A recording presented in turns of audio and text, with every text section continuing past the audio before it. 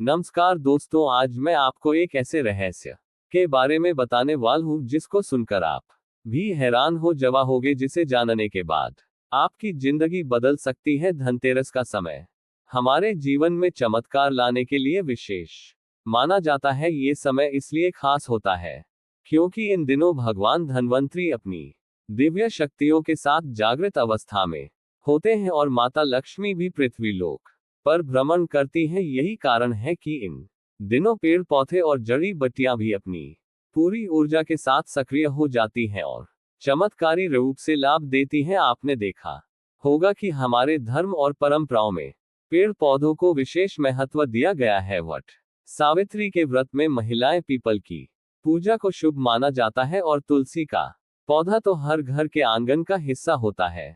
ऐसा इसलिए है क्योंकि हमारे शास्त्रों में बताया गया है कि पेड़ पौधों में देवी देवताओं का वास होता है। ये सिर्फ प्रकृति का हिस्सा नहीं है, बल्कि इनमें दिव्य ऊर्जा भी प्रवाहित होती है जो जीवन में सुख समृद्धि और शांति लाने में सहायक होती है। अब सवाल यह उठता है कि धनतेरस के समय कौन सा पौधा ऐसा है जिसे घर लाने से गरीबी और दुर्भाग्य दूर हो सकते हैं। आज मैं आपको एक ऐसे पौधे के बारे में बताऊंगा जिसे यदि सही समय पर घर लाकर इस पौधे को उगाया जाए तो ये तुरंत सकारात्मक परिणाम दिखाता है। इस पौधे का नाम है सहदेवी। यह पौधा न केवल तंत्र मंत्र और आध्यात्मिक साधनाएं में प्रभावी माना जाता है, बल्कि दैहिक और भौतिक परेशानियों से भी मुक्ति दिलाने में सक्षम है। यही कारण है कि इसे सहदेवी कहा जाता है, जिसका अर्थ है वनस्पतियों की देवी। अगर आप ग्रामीण इलाकों में रहते हैं तो ये पौधा आपको नहरों, खेतों या बंजर जमीनों पर आसानी से मिल जाएगा। शहर में भी यदि आप इसे खोजने की कोशिश करें तो किसी नदी के किनारे या खाली पड़ी जगहों पर ये बिना किसी देखरेख के उगता हुआ मिल सकता है। सहदेवी को पहचानना भी आसान है। इसके में एक विशिष्ट चमक होती है और यह पौधा बिना किसी अतिरिक्त प्रयास के तेजी से बढ़ता है। धन तेरस पर इस पौधे को अपने घर लाने का एक विशेष महत्व है। हमारे धर्म ग्रंथों के अनुसार अगर सहदेवी का पौधा तुलसी के गमले के पास लगाया जाए और नियमित रूप से इनकी पूजा की जाए तो ये भगवान धन्वंतरी और माता लक्ष्मी की कृपा प्राप्त करने का सबसे प्रभावी तरीका होता है। तुलसी के साथ इस पौधे को घर में स्थापित करने से न केवल दुर्भाग्य दूर होता है, बल्कि परिवार में सुख शांति और समृद्धि भी बढ़ती है। आपको ये जानकर हैरानी होगी कि धनतेरस के समय में लाए गए पौधों में मंत्र जाप या सिद्धि की आवश्यकता नहीं होती। यह पौधे अपने आप ही जागृत अवस्था में होते हैं और दिव्य भाव दिखाते हैं। ऐसा इसलिए होता है क्योंकि दीपावली का ये पूरा समय आध्यात्मिक ऊर्जा से भरपूर होता है और हर पौधा, पेड़ या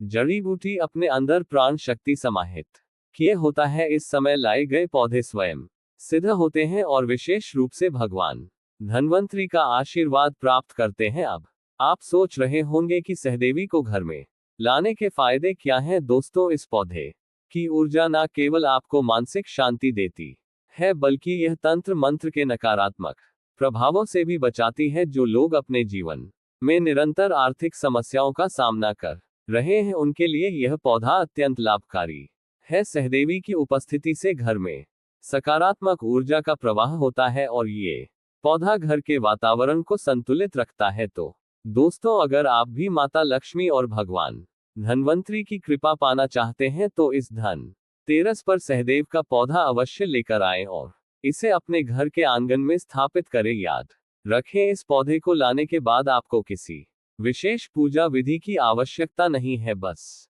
इसे श्रद्धा और विश्वास के साथ घर में रखें और इसका चमत्कारी प्रभाव स्वयं अनुभव करें। धनतेरस और दीपावली का समय हर साल आता है, लेकिन सही उपाय करने से ही इसका लाभ प्राप्त होता है। अगर इस बार आपने इस चमत्कारी पौधे को अपने घर में जगह दी तो यकीन मान आपकी जिंदगी में सुख शांति और समृद्धि का आगमन निश्चित है। आपको बस विश्वास के साथ इस दिव्य उपाय को अपनाना है। तो देर किस बात की, इस धनतेरस पर सहदेवी का पौधा घर लाकर देखें कैसे आपकी परेशानियां दूर होती है और घर में खुशियों का सैलाब आता है।